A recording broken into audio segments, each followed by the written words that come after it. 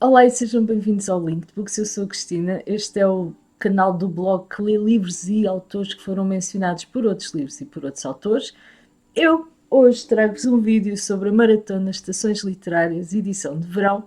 Já completei as 16 categorias e venho então falar-vos um pouquinho, porque são 16 livros, um bocadinho sobre cada um destes livros.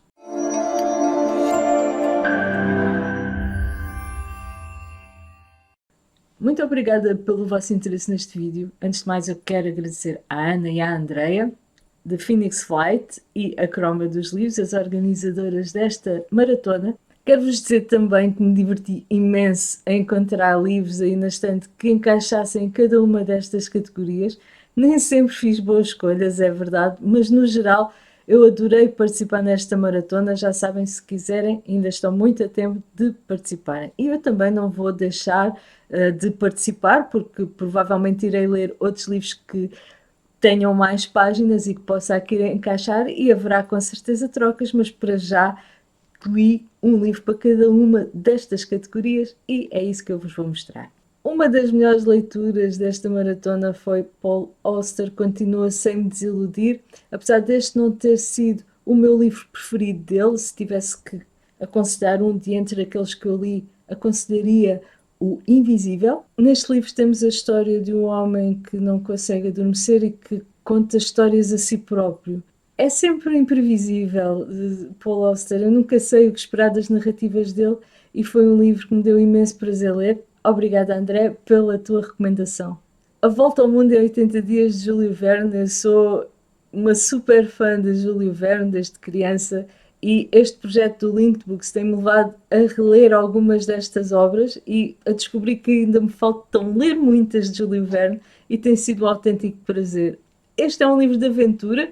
Um homem faz uma aposta, o conhecidíssimo Phileas Fogg, faz uma aposta com os seus amigos do clube. Ele diz que consegue, em 80 dias, dar a volta ao mundo. A aposta vale 20 mil libras e ele lança-se neste desafio. Um livro muito divertido, cheio de peripécias e uma leitura que aconselho sem dúvida. Rui Zinco, um autor que eu também aprecio muito, mas que ainda não tinha tido o seu lugar aqui no Linked Books, aqui com o Destino Turístico, um livro que eu ainda nunca tinha lido. Uma história estranha, uma distopia. Há um lugar no mundo, um destino turístico que é uma zona de guerra e o nosso protagonista viaja até lá a procurar que lhe aconteçam desgraças. É um livro estranho, é um livro criativo, é um livro que eu gostei bastante. Não ficou a minha leitura preferida de Rui Zinco, mas ainda assim eu acho que vale muito a pena ler. Monster, de Naoki Urasawa. Se me acompanham nas redes sociais, já provavelmente viram uma foto de um destes volumes do Monster. Eu ando a ler. Vou nesta altura no 5º volume. Este é o volume número 4. É uma história incrível, são 9 ao todo. É um thriller muito, muito, muito bom. Um mangá que vale a pena ler. Eu depois, quando terminar os 9 volumes, eu depois espero fazer aqui um vídeo sobre este Monster. Aconselhado, super aconselhado. A Cabana no Fim da Praia, Geraldine Correia. Um livro que andava aí pelas estantes e se calhar devia ter continuado por aí sem ser lido, porque eu realmente detestei. Não gostei mesmo nada, nada, nada disto.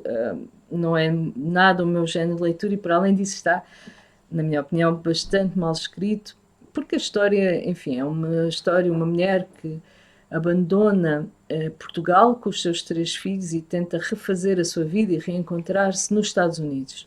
À partida não seria uma história também má. Temos os problemas românticos, não é? Os problemas da nossa protagonista, os problemas familiares, do ex-marido, etc. Essas coisas todas. Mas o meu problema mesmo com este livro foi estar mal escrito. Não apreciei nada de nada neste livro. Portanto, é um livro que eu me vou desfazer dele. Se alguém o quiser, diga aí em baixo nos comentários. Homens que Matam Cabras Só com o Olhar, de Jon Ronson. Mais um livro que eu achei fraco, mas não detestei, porque me divertiu. Divertiu-me ainda bastante, ainda me ri bastante com este livro. É um livro sobre uma força especial de tropa norte-americana que tentam desenvolver poderes paranormais para usar na guerra, não é? Para usar como arma militar. É escrito como se tratasse de não ficção e supostamente até seria um livro de não ficção. São várias entrevistas que o nosso autor vai fazendo, documentando as entrevistas e os encontros que vai tendo com várias pessoas ligadas a esta força especial, a estes agentes psíquicos, os espiões psíquicos. É um livro que deixa assim uma sensação um bocadinho estranha, porque apesar de rir, não é? Também me ri do Trump e ele está lá, e se há um país onde isto é possível, é realmente os Estados Unidos da América, porque qualquer ideia pode tomar proporções mirabolantes. Enfim, penso que o filme é capaz até de ser engraçado, não é? Porque eu vi o trailer do filme e parece-me que eles foram buscar só mesmo a parte mais cómica e brincaram com isso usando estas entrevistas como base. Não ponho de parte até ver esse filme, que deverá ser um bocadinho parvo, mas é capaz de me fazer rir como o livro me fez rir. Mas não aconselho isto. Mais um livro que eu me vou desfazer. Se alguém estiver interessado em ler esta história, digam aí em baixo nos comentários. Os Três Casamentos de Camila S., Rosa Lobato Faria. Foi a minha estreia com esta autora e fiquei tão bem impressionada com a escrita. É uma escrita muito simples, mas muito bela. Não diria única, mas é especial. São autores que nos sabem tocar, não é? Nos sabem contar as histórias de uma forma muito natural e muito fluida, muito bonito. No entanto, esta história é a história da vida de Camila S., muito centrada nos seus amores, nos seus casamentos, né? Como diz o título. Não é o tipo de história que eu mais gosto, apesar de ser uma narrativa, uma história de vida. Eu até costumo gostar das histórias de vida, mas como é muito focado no amor e no romance, não gostei assim tanto. Mas foi uma boa leitura. Fiquei com vontade de ler mais de Rosa Lobato Faria, talvez procurar algo que fuja aqui ao género do romance, porque é uma escritora notável, sem dúvida. Menina e Moça, de Bernardino Ribeiro, um clássico do século XVI, inacabado, e pouco se sabe também sobre este autor português. Foi uma leitura bastante difícil, porque é um português bastante antigo, com palavras, não é que sejam novas as palavras, mas são usadas de outra forma, a construção frásica, enfim, a forma de falar, tudo é diferente, mas foi uma leitura bastante recompensadora. Não sei se diria vão ler, porque é uma história inacabada, mas fez-me sentir muita coisa. Até comparo a um livro muito pungente, de grande tristeza, que é o Manfredo, de Lord Byron. Fez-me sentir um bocadinho assim, apesar de a origem da tristeza, neste caso, é bastante diferente do que se passa em Manfredo, mas é um livro muito, muito triste. E são várias histórias de vida. Uma mulher vai até um ribeiro e depois encontra uma outra donzela, porque isto tem a ver com os romances de cavalaria, as histórias de aventura.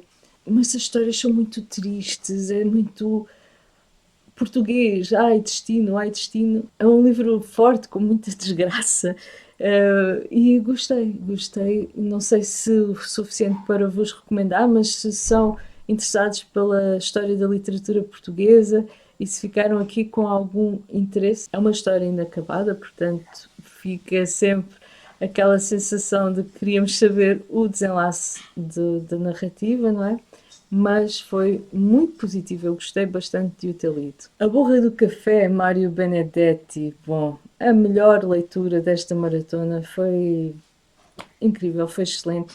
É uma história de vida de um rapaz que vive em Montevidéu, no Uruguai, a capital uruguaia, desde pequenino, que vão sempre mudando muito de casa, mas sempre dentro da cidade, de bairro em bairro, às vezes mesmo dentro do mesmo bairro, e ele vai-nos contando a sua história de vida, as coisas que mais o marcaram em cada momento. Eu gostei muito, a escrita é incrível, é uma escrita belíssima. A história em si não tem nada que eu vos diga, uma história espetacular, não é isso, mas enfim, eu li num dia, ele também não é muito grande, mas eu li num dia e o tempo passou, foi uma experiência deliciosa de leitura, é muito, muito bom, fiquei cheia de vontade de continuar a ler este autor e de o descobrir mais. O Colecionador, aqui numa edição inglesa, de John Fowles, The Collector, é um clássico já, aliás, vintage. É uma história que veio até ligada ao Misery de Stephen King e é mais uma história de um rapto, um rapaz perfeitamente normal, entre aspas, que é colecionador de borboletas, ganha a lotaria e de repente fica com poder económico para dar aso às suas mais perversas fantasias, vá, digamos assim. É uma história muito boa, é um rapto, não é? É uma história de suspense, thriller, suspense. É bem forte este livro, aconselho. Aconselho, se gostaram do Misery de Stephen King, que foi o livro que mencionou este, também de certeza que irão gostar deste. A relação entre o raptor e o raptado, enfim, diferente de Misery, igualmente bom, igualmente forte. G.K. Chesterton, O Homem que Era Quinta-feira. Este autor já está no Linked Books com um livro completamente diferente, um livro de contos policiais, que é A Inocência do Padre Brown. Este livro foi a leitura mais estranha, e olhem que eu tenho aqui livros bem estranhos neste conjunto de 16, mas este é assim uma coisa mesmo que eu não estava à espera. Anarquistas, filósofos, poetas, numa história policial de fantasia, uma coisa assim. Eu nem sei explicar muito bem. A melhor definição que encontrei é mesmo isso, um policial fantástico, mas ao mesmo tempo é também uma narrativa filosófica e existencial muito estranho. É obra-prima de G.K. Chesterton, pelo menos é considerado assim, e eu acho que vale a pena ler, porque é tão diferente do que nós costumamos ler. É curioso. Acho que ainda estou a pensar sobre este livro e a tentar entendê-lo melhor. O Vira-Pautas, de David Leavitt, um autor também bastante conhecido dentro da literatura LGBT. Temos aqui a história de um rapaz que sonha vir a ser pianista profissional e que tem como ídolo um pianista conhecido. Ele tem a oportunidade de virar pautas para esse pianista. Esse foi o primeiro contato que ele teve com o seu ídolo e terá a oportunidade depois, numa viagem à Itália, de o reencontrar, e é aí que vai surgir uma relação. E é uma história, é um romance de amor, mas não é um amor bonitinho. Aliás, salienta até mais as questões de poder, de manipulação, de interesses das relações, não propriamente o do sentimento. Não posso dizer que tenha gostado muito deste livro, também não gostei muito da escrita e não vos aconselho. Maurice, ou A Cabana do Pescador, de Mary Shelley. Mary Shelley, que já está no Linked Books com o seu Frankenstein, e agora esta pequena narrativa, uma história infantil-juvenil que ela escreveu para a filha de um casal de amigos. Esta história é uma história bastante curta, bem contada, sobre um menino que vive com um pescador e que ajuda um velho pescador, e esse velho pescador morre. E o menino fica em dificuldades. É uma história, como as boas histórias infantis têm uma moral, transmite valores muito bonitos, da empatia, do amor, fala-nos também de algumas realidades deste tempo e não só, a desigualdade social, as dificuldades, a pobreza, o crime, muito bem contada, que se lê muito bem, uma boa história, gostei. Não chega para vos recomendar, mas se são fãs de Mary Shelley terão, com certeza que, como eu, tentar procurar mais qualquer coisa dela, porque só o Frankenstein sabe a pouco, não é? Torquato Tasso, de Goethe. Eu gosto muito deste autor, já há vários títulos deste autor no Linked Books. Este, por acaso, não foi aquele que eu mais apreciei. É um drama em verso, portanto é teatro, que eu gosto bastante. Esta é a história de um poeta que vive protegido por um duque e ali a sua, quase como uma corte, não é? Como um pequeno núcleo aristocrático onde nada falta, e ele é apadrinhado pelo duque para fazer os seus poemas, não é? Entretanto, um amigo do duque chega, um amigo que andava em viagem a tratar de assuntos do duque, e de repente há aqui uma história, um drama à volta do relacionamento entre o poeta e este amigo.